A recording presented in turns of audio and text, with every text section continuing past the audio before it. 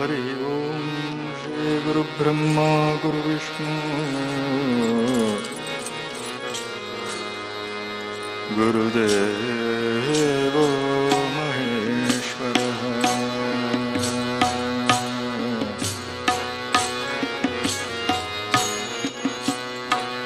गुरु साक्षात् परब्रह्म तस्मै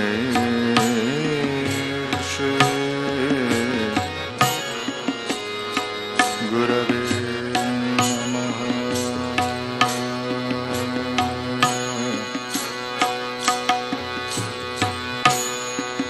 अगजानन पद्मार्कं गजाननमहर्निशम्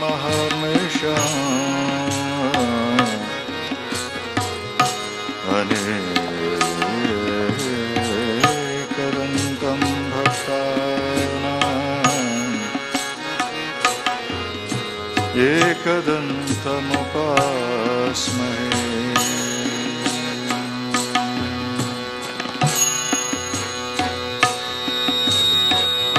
या कुन्देन्दुतुषारहारधवला या शुभ्रवस्त्रावृता या वीणावरदण्डमण्डितकरा या श्वेतपद्मासना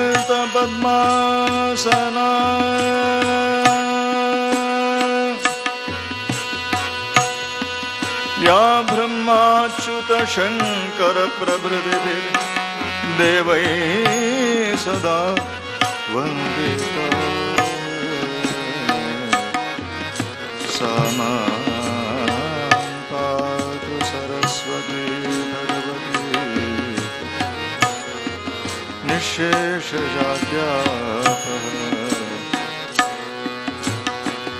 वसुदेवसुतं देवं कंसचाणूरमर्दनं देवकी परमानन्दं कृष्णं वन्दे जगद्गुरुम्। अखिलाण्डकोटिब्रह्माण्डनायकी पराशक्तिर्श्रीरमादेवी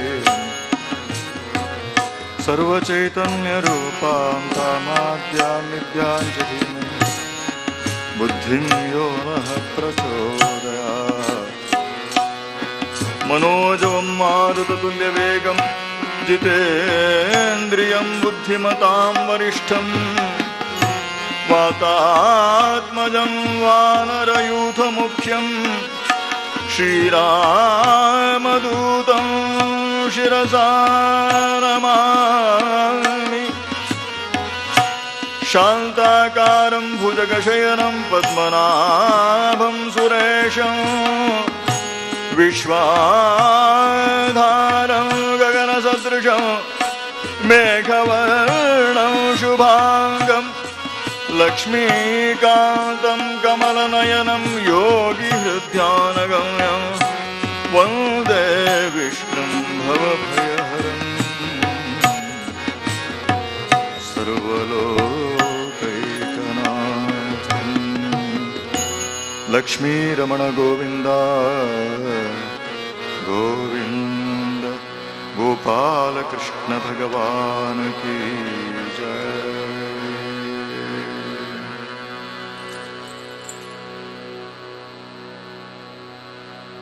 गजमुख गणपतिगे नमो नमो त्रिजगदೊಳ್ಪೂಜಿತಗೆ नमो नमो गणपतिगे नमो नमो नमो गणपतिगे नमो।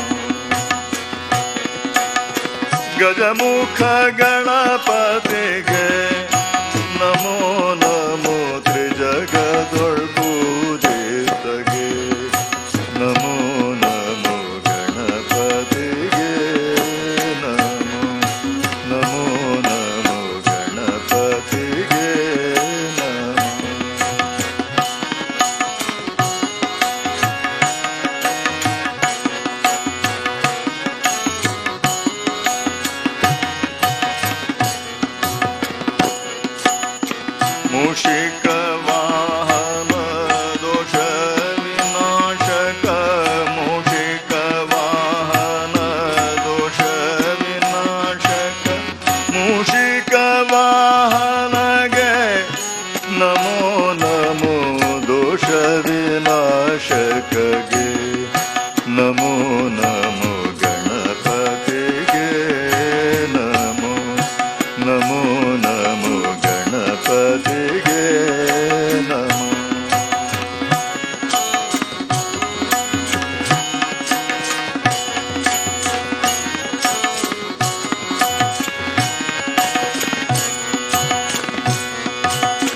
ಹರಿಕಥೆಗಳ ಪೇಳ್ವೆ ವರಮತಿ ಪಾಲಿಸು.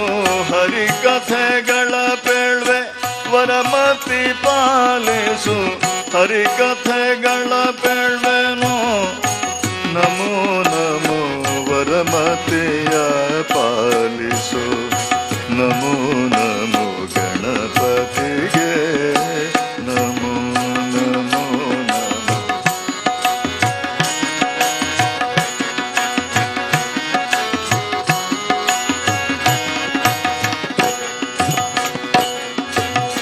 ಭೀಮೇಶ ಕೃಷ್ಣ ಕಥೆ ಸಂತೋಷದಿ ಪೇಳ್ವೆ. ಭೀಮೇಶ ಕೃಷ್ಣ ಕಥೆ ಸಂತೋಷದಿ ಪೇಳ್ವೆ. ಭೀಮೇಶ ಕೃಷ್ಣ ಕಥೆ ನಮೋ ನಮೋ ಸಂತೋಷದಿ ಪೇಳ್ವೆನು. ನಮೋ ನಮೋ ಗಣಪತಿಗೆ ನಮೋ ನಮೋ ನಮೋ ಗಣಪತಿಗೆ ನಮೋ.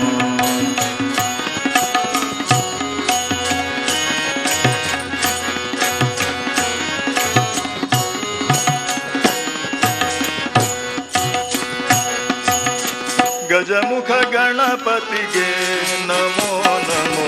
ತ್ರಿಜಗದೊಳ್ ಪೂಜಿತಗೆ ನಮೋ ನಮೋ ಗಣಪತಿಗೆ ನಮೋ ನಮೋ ನಮೋ ಗಣಪತಿಗೆ ನಮೋ. ಹರಿಕಥೆಗಳ ಪೇಳ್ವೆ ವರಮತಿ ಪಾಲಿಸು. ಹರಿಕಥೆಗಳ ಪೇಳ್ವೆ ವರಮತಿ ಪಾಲಿಸು. ಹರಿಕಥೆಗಳ ಪೇಳ್ವೆನೋ ನಮೋ ನಮೋ ವರಮತಿಯ ಪಾಲಿಸು. ನಮೋ ನಮೋ ಗಣಪತಿಗೆ ನಮೋ.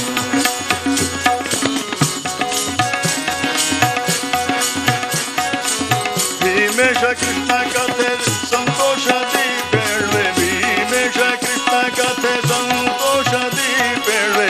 ಭೀಮೇಶ ಕೃಷ್ಣ ಕಥೆ ನಮೋ ನಮೋ ಸಂತೋಷದಿ ಪೇಳ್ವೆ. ನಮೋ ನಮೋ ಗಣಪತಿಗೆ ನಮೋ ನಮೋ ನಮೋ ಗಣಪತಿಗೆ ನಮೋ ನಮೋ ನಮೋ ಗಣಪತಿಗೆ ನಮೋ. ಸಿದ್ಧಿವಿನಾಯಕ ಸ್ವಾಮಿ ಕಿ ಜಯ.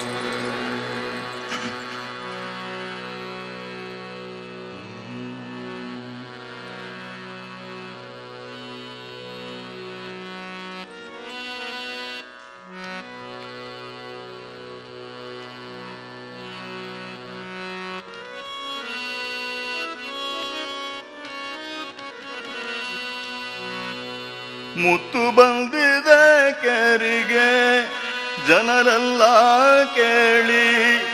ಮುತ್ತು ಬಂದಿದೆ ಕೆರಿಗೆ ಜನರೆಲ್ಲ ಕೇಳಿ. ಮುತ್ತು ಬಂದಿದೆ ಕೆರಿಗೆ.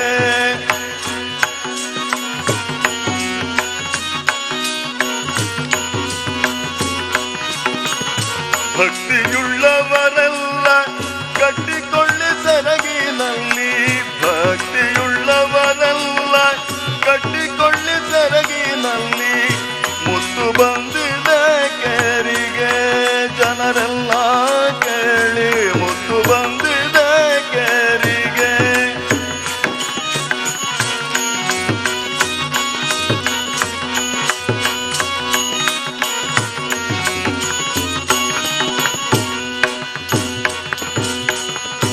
ಥಳಥಳಿಸುವ ಮುತ್ತು ಕಮಲ ನೇತ್ರದ ಮುತ್ತು. ಥಳಥಳಿಸುವ ಮುತ್ತು ಕಮಲ ನೇತ್ರದ ಮುತ್ತು. ಕಲುಷ ಪರ್ವತಕ್ಕಿದು ಕುಲಿಶವಾಗಿ ಮುತ್ತು. ಕಲುಷ ಪರ್ವತಕ್ಕಿದು ಹಲಧರಾನುಜನೆಂಬ ಪವಿತ್ರ ನಾಮದ ಮುತ್ತು. ಹಲಧರಾನುಜನೆಂಬ ಒಲಿದು ಭಜಿ ಪರಭವ ತರಿದು ಕಾಯುವ ಮುತ್ತು. ಒಲಿದು ಭಜಿ ಪರಭವ ತರಿದು ಕಾಯುವ ಮುತ್ತು. ಮುತ್ತು ಬಂದಿದೆ ಕೆರಿಗೆ ಜನರೆಲ್ಲ ಕೇಳಿ. ಮುತ್ತು ಬಂದಿದೆ ಕೆರಿಗೆ.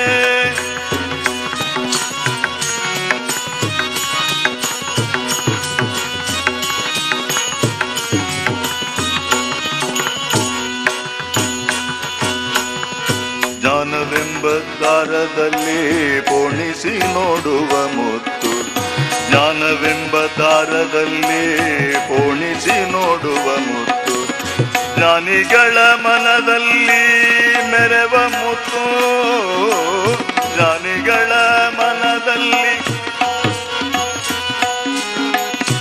ಆನಂದ ತೀರ್ಥರ ಮನದಲಕ್ಕುವ ಮುತ್ತು, ಆನಂದ ತೀರ್ಥರ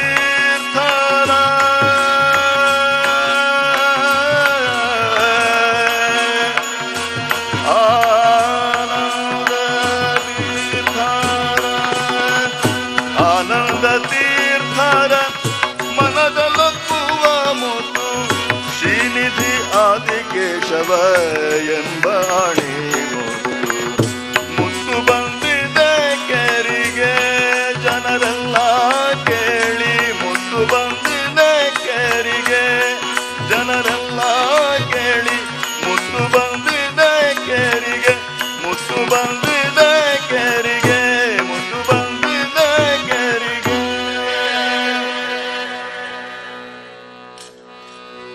ಕನಕನನ್ನ ಕೆಣಕಬೇಡ, ಕೆಣಕಿ ತಿಣುಕಬೇಡ ಅಂತ ಹೇಳಿ ಪುರಂದರದಾಸರಿಂದಲೇ ಸ್ತುತಿಸಲ್ಪಟ್ಟಂಥ ಭಕ್ತ ಕನಕದಾಸರ ಬಹಳ ಸುಂದರವಾದಂಥ ಒಂದು ಕೀರ್ತನೆ ಇದು.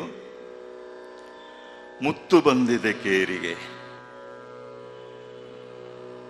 ಭಗವಂತ ಈ ಸಂಸಾರ, ಈ ಜಗತ್ತು ಎನ್ನುವಂಥ ಕೇರಿಗೆ ಅವತಾರ ಎತ್ತಿ ಬಂದಾಗ ತೋರುವಂತಹ ಲೀಲೆಗಳನ್ನ ಭಕ್ತಿಯುಳ್ಳವರೆಲ್ಲ ಕಟ್ಟಿಕೊಳ್ಳಿ ಸೆರಗಿನಲ್ಲಿ ಅಂತೇಳಿ ಹೇಳ್ತಾ ಇದ್ದಾರೆ. ಯದಾ ಯದಾ ಹಿ ಧರ್ಮಸ್ಯ ಗ್ಲಾನಿರ್ಭವತಿ, ಯಾವ್ಯಾವಾಗ ಈ ಜಗತ್ತಿನಲ್ಲಿ ಧರ್ಮಕ್ಕೆ ಗ್ಲಾನಿ ಆಗ್ತದೋ, ಕುಂದುಂಟಾಗ್ತದೋ, ಅಭ್ಯುತ್ಥಾನಮಧರ್ಮಸ್ಯ ತದಾತ್ಮಾನಂ ಸೃಜಾಮ್ಯಹಂ, ಆವಾಗ ನಾನು ಅವತಾರ ಎತ್ತಿ ಬರ್ತೇನೆ ಎಂಬುದಾಗಿ ಸಮಸ್ತ ವಿಶ್ವಕ್ಕೆ ಭಗವಂತ ಅಭಯವನ್ನ ಕೊಟ್ಟಿದ್ದಾನೆ. ಅಂಥ ಭಗವಂತ ಈ ಜಗತ್ತು, ಈ ಸಂಸಾರ ಎನ್ನುವಂತಹ ಕೇರಿಗೆ ಬಂದಿದ್ದಾನೆ. ಅವನು ತೋರುವಂತಹ ಲೀಲೆಗಳನ್ನ ನಿಮ್ಮ ಧ್ಯಾನಕ್ಕೆ, ನಿಮ್ಮ ಅನುಸಂಧಾನಕ್ಕೆ, ನಿಮ್ಮ ಸ್ಮರಣೆಗೆ ಅನುಕೂಲವಾಗ್ಲಿಕ್ಕೋಸ್ಕರ ಭಕ್ತಿಯುಳ್ಳವರೆಲ್ಲ ಕಟ್ಟಿಕೊಳ್ಳಿ ಸೆರಗಿನಲ್ಲಿ ಅಂತ ಹೇಳ್ತಾ ಇದ್ದಾರೆ. ಇಲ್ಲಿ ಸೆರಗು ಯಾವುದು? ನಮ್ಮ ಹೃದಯವೇ ಸೆರಗು, ನಮ್ಮ ಮನಸ್ಸೇ ಸೆರಗು. ಅಲ್ಲಿ ಆ ಭಗವಂತ ತೋರಿದಂತಹ ಲೀಲೆಗಳನ್ನು ನಾವು ಕಟ್ಟಿಕೊಳ್ಳಬೇಕು. ಭಗವಂತ ಅನೇಕ ಅವತಾರಗಳನ್ನ ಎತ್ತಿದ್ದಾನೆ. ಅವತರಣ ಅಂತ ಹೇಳಿದ್ರೆ ಇಳಿಯೋದು ಅಂತ ಹೇಳಿ. ಯಾಕೆ ಭಗವಂತ ಅವತಾರವನ್ನೆತ್ತಿದ್ದಾನೆ?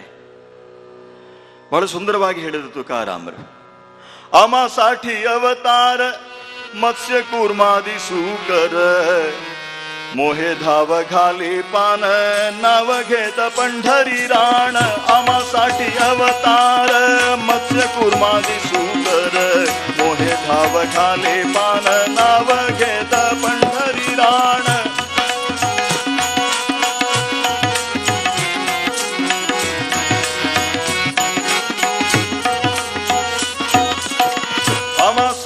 ಅವತಾರ ಭಗವಂತ ಯಾಕೆ ಅವತಾರವನ್ನು ಎತ್ತಿದ್ದಾನೆ ಅಂತ ಹೇಳಿದ್ರೆ ನಮಗೋಸ್ಕರ ನಮ್ಮಂತಹ ಭಕ್ತರಿಗೋಸ್ಕರ ಭಗವಂತ ಅವತಾರವನ್ನ ಎತ್ತಿದ್ದಾನೆ. ಆಮಾಸಾಠಿ ಅವತಾರ ಮತ್ಸ್ಯ ಕೂರ್ಮಾದಿ ಸೂಕರ ನಮಗೋಸ್ಕರ ಅವತಾರವನ್ನು ಎತ್ತಿದ್ದಾನೆ, ಭಕ್ತರಿಗೋಸ್ಕರ ಅವತಾರವನ್ನು ಎತ್ತಿದ್ದಾನೆ ಭಗವಂತ. ಭಗವಂತ ಯಾಕೆ ಅವತಾರವನ್ನು ಎತ್ತುತ್ತಾನೆ ಎಂಬುದಂತಹ ಪ್ರಶ್ನೆಯನ್ನ ಹಿಂದೊಮ್ಮೆ ಅಕ್ಬರ ಬಾದಶಾಹನೇ ಕೇಳಿದ್ದ ಬೀರ್ಬಲನ ಹತ್ತಿರ. ಅಲ್ಲ, ಇಷ್ಟೆಲ್ಲ ಮಠ ಮಂದಿರಗಳಿವೆ, ಇಷ್ಟೆಲ್ಲ ಸಂತ ಮಹಾತ್ಮರಿದ್ದಾರೆ, ಸಾಧು ಸಂತರಿದ್ದಾರೆ, ಗುರುಗಳಿದ್ದಾರೆ, ಹಾಗಿರುವಾಗ ಧರ್ಮೋದ್ಧಾರಕ್ಕಾಗಿ ಭಗವಂತನೇ ಯಾಕೆ ಅವತಾರವನ್ನು ಎತ್ತಿ ಬರಬೇಕು ಎಂಬುದಾಗಿ ಪ್ರಶ್ನೆಯನ್ನು ಕೇಳಿದ. ಆವಾಗ ಬೀರ್ಬಲ್ ಹೇಳ್ತಾನೆ, ಸ್ವಾಮಿ, ನಿಮ್ಮ ಈ ಪ್ರಶ್ನೆಗೆ ನಾನು ಈಗ ಉತ್ತರ ಕೊಡೋದಿಲ್ಲ, ಸಮಯ ಬಂದಾಗ, ಸಂದರ್ಭ ಬಂದಾಗ ನಾನು ಉತ್ತರವನ್ನು ಕೊಡ್ತೇನೆ ಅಂತೇಳಿ ಹೇಳಿದ. ಸರಿ, ಮುಂದೊಂದು ದಿನ ಅಕ್ಬರ ಬಾದಶಾಹ ಹಾಗೂ ಬೀರಬಲ್ ಇಬ್ಬರು ಕೂಡ ನದಿ ತೀರದಲ್ಲಿ ವಿಹಾರವನ್ನ ಮಾಡ್ತಾ ಇದ್ದಾರೆ. ನಡ್ಕೊಂಡು ಹೋಗ್ತಾ ಇರಬೇಕಾದ್ರೆ ಅಕ್ಬರ ಬಾದಶಾಹ ನೋಡ್ತಾನೆ, ಆ ನದಿಯಲ್ಲಿ ಒಂದು ತೆಪ್ಪದಲ್ಲಿ ತನ್ನ ಅಂತಃಪುರದ ದಾಸಿಯೋರ್ವಳು ತನ್ನ ಮಗುವನ್ನ, ಅಕ್ಬರ ಬಾದಶಾಹನ ಮಗುವನ್ನ ತೆಪ್ಪದಲ್ಲಿ ಕುಳ್ಳಿರಿಸಿಕೊಂಡು ಆಟವಾಡಿಸ್ತಾ ಇದ್ದಾಳೆ. ಅಕ್ಬರ್ ಬಾದಶಾಹ ಇದನ್ನು ನೋಡ್ತಾ ಇದ್ದಂತೆ ಆಯ ತಪ್ಪಿ ಆ ಮಗು ನದಿಗೆ ಬಿದ್ದು ಬಿಟ್ಟಿತು. ಅಯ್ಯೋ, ಮಗು ಬಿತ್ತು ಅಂತ ಹೇಳಿ ಆ ದಾಸಿ ಬೊಬ್ಬಿಡ್ತಾ ಇರಬೇಕಾದ್ರೆ ಉಟ್ಟ ಬಟ್ಟೆಯಲ್ಲಿ ಧುಮುಕಿದ್ದಾನೆ ಅಕ್ಬರ್ ಬಾದಶಾಹ. ತಾನೇ ಈಜಾಡ್ತಾ ಹೋಗಿ ಆ ಮಗುವನ್ನ ಎತ್ತಿಕೊಂಡು ಬರ್ತಾನೆ, ದಡದಲ್ಲಿ ಮಲಗಿಸಿದ್ದಾನೆ, ಪ್ರಾಥಮಿಕವಾದಂತಹ ಶುಶ್ರೂಷೆಯನ್ನು ನಡೆಸ್ತಾನೆ.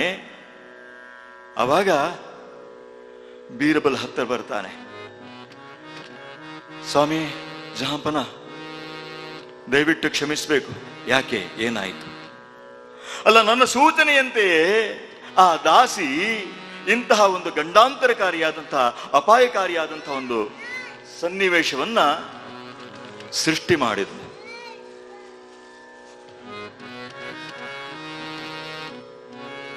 ನನ್ನ ಸೂಚನೆಯಂತೆ ಮಾಡಿದ್ದಾಳೆ. ಹೌದೇ? ಯಾಕೆ, ಏನಾಯ್ತು? ಅಲ್ಲ ಸ್ವಾಮಿ, ಹಿಂದೊಂದು ದಿವಸ ನೀವು ನನ್ನ ಹತ್ರ ಪ್ರಶ್ನೆ ಕೇಳಿದರೆ, ಇಷ್ಟೆಲ್ಲ ಸಾಧು ಸಂತರಿದ್ದಾರೆ, ಮಠ ಮಂದಿರಗಳಿವೆ, ದೇವಸ್ಥಾನಗಳಿವೆ, ಇಷ್ಟೆಲ್ಲ ಇದ್ರೂ ಕೂಡ ಭಗವಂತ ತಾನೇ ಏಕೆ ಧರ್ಮದ ಉದ್ಧರಣಕ್ಕಾಗಿ ಅವತಾರ ಎತ್ತಿ ಬರಬೇಕು? ಆವಾಗ ಈ ಪ್ರಶ್ನೆಯನ್ನು ನೀವು ಕೇಳಿದರೆ, ನಾನೊಂದು ನಿಮ್ಮ ಹತ್ರ ಪ್ರಶ್ನೆ ಕೇಳ್ತೇನೆ. ನಿಮ್ಮ ಮಗು ತೆಪ್ಪದಲ್ಲಿ ಕುಳಿತಿರುವುದನ್ನ ನಾನು ಕಂಡಿದ್ದೇನೆ, ನಮ್ಮ ಜೊತೆ ಇರುವಂತ ಅಂಗರಕ್ಷಕರು ನೋಡಿದ್ದಾರೆ, ಆ ಮಗು ಆಯ್ತಪ್ಪಿ ಬೀಳೋದನ್ನು ಅವರು ಕೂಡ ಕಂಡಿದ್ದಾರೆ. ನೀವು ಒಂದು ಆದೇಶವನ್ನು ಕೊಡಬಹುದಿತ್ತು, ಹೋಗಿ ನನ್ನ ಮಗುವನ್ನು ರಕ್ಷಣೆ ಮಾಡಿ ಅಂತ ಹೇಳಿ. ಆ ಮಗು ಆಯ್ತಪ್ಪಿ ಬೀಳುವಾಗ ನಮ್ಮ ಯಾರನ್ನೂ ಕೂಡ ಗಮನಿಸದೆ ನೀವೇ ಸ್ವತಃ ಧುಮುಕಿ ಈಜಾಡ್ತಾ ಹೋಗಿ ಉಟ್ಟ ಬಟ್ಟೆಯಲ್ಲೇ ಆ ಮಗುವನ್ನು ಎತ್ತಿಕೊಂಡು ಬಂದು ಪ್ರಾಥಮಿಕವಾದಂತಹ ಶುಶ್ರೂಷೆಯನ್ನು ನಡೆಸಿದ್ರಲ್ಲ, ಯಾಕೆ? ಯಾಕಂದ್ರೆ ಅದು ನನ್ನ ಮಗು ಆ ನದಿಯಲ್ಲಿ ಬಿದ್ದು ತೊಳಲಾಡ್ತಾ ಇರುವಾಗ, ಮರಣೋನ್ಮುಖವಾಗಿರುವಾಗ, ನಾಶ ಹೊಂದುತ್ತಾ ಇರುವಾಗ ತಂದೆಯಾದಂತಹ ನಾನು ಸುಮ್ಮನೆ ನಿಂತು ನೋಡ್ಕೊಳ್ಳಿಕ್ಕೆ ಸಾಧ್ಯ ಉಂಟೆ? ಅದರ ರಕ್ಷಣೆ ನಾನು ಮಾಡಬೇಡ್ವೆ? ಅದಕ್ಕಾಗಿ ನಾನು ಧುಮುಕಿದೆ. ಸ್ವಾಮಿ, ಈಶಾವಾಸ್ಯಮಿದಗಂ ಸರ್ವಂ ಯತ್ಕಿಂಚ ಜಗತ್ಯಾಂ ಜಗತ್. ಈ ಜಗತ್ತು ಎನ್ನುವಂತಹದ್ದು ಭಗವಂತನ ಆಲಯ. ಆ ಈಶ, ಆ ಶ್ರೀಮನ್ನಾರಾಯಣನ ಆಲಯ. ಅವನೇ ನಮ್ಮೆಲ್ಲರ ತಂದೆ ಆಗಿದ್ದಾನೆ. ನಾವೆಲ್ಲರೂ ಕೂಡ ಅವನ ಮಕ್ಕಳಾಗಿದ್ದೇವೆ. ಮಕ್ಕಳಾದಂತಹ ನಾವು ಈ ಸಂಸಾರದಲ್ಲಿ ಬಿದ್ದು ತೊಳಲಾಡ್ತಾ ಇರುವಾಗ, ನಾನಾ ರೀತಿಯ ದುಃಖ ಸಂಕಟಗಳನ್ನು ಅನುಭವಿಸ್ತಾ ಇರುವಾಗ, ನಮ್ಮ ಜೀವನವನ್ನು ವ್ಯರ್ಥ ಮಾಡ್ತಾ ಇರುವಾಗ ತಂದೆಯಾದಂಥ ಅವನು ಸುಮ್ಮನೆ ಇದ್ದುಕೊಂಡು ನೋಡ್ಲಿಕ್ಕೆ ಸಾಧ್ಯ ಉಂಟೆ? ನಮ್ಮ ಉದ್ಧರಣಕ್ಕೋಸ್ಕರ ತಂದೆಯಾದಂಥ ಅವನೇ ಅವತಾರ ಎತ್ತಿ ಬರಬೇಡವೇ? ಅದಕ್ಕಾಗಿ ಭಗವಂತ आमासाठी अवतार मत्स्य कूर्मादी सुकर मोहे धाव घाले पान नाव घेत पंढरी राण नम.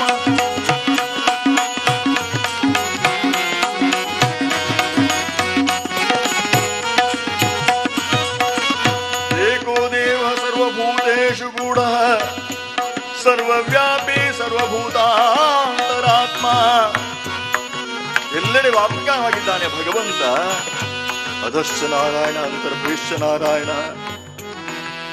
ಎಲ್ಲೆಡೆ ವ್ಯಾಪಕವಾಗಿರುವಂತಹ ಭಗವಂತ ಯಾವುದೋ ಒಂದು ರೂಪವನ್ನ ಧರಿಸಿ ಯಾಕೆ ಈ ಜಗತ್ತಿಗೆ ಅವತಾರವನ್ನ ಎತ್ತಿ ಬರ್ತಾನೆ? ಭಗವಂತ ಯಾವುದೇ ರೂಪವನ್ನ ಧರಿಸಿ ಬರಬಹುದು, ಆದರೆ ಭಕ್ತನಾದವನದನ್ನ ಗುರುತಿಸ್ತಾನೆ. ಆ ಭಗವಂತನ ಅನುಸಂಧಾನದಲ್ಲಿ ನಿರತನಾದವನು ಭಗವಂತನನ್ನ ಗುರುತಿಸ್ತಾನೆ. ಅದಕ್ಕಾಗಿ ನೋಡಿ ಪುರಂದರದಾಸರು ಹೇಳಿದ್ರು, ನೀರ ಹೊಕ್ಕರು ಬಿಡೆ ಬೆನ್ನಿನೊಳಗೆ ಬಲು ಭಾರ ಹೊತ್ತೇನೆಂದು ಬಿದ್ದರು ನಾ ಬಿಡೆ. ನೀರ ಹೊಕ್ಕರು ಬಿಡೆ ಬೆನ್ನಿನೊಳಗೆ ಬಲು ಭಾರ ಹೊತ್ತೇನೆಂದು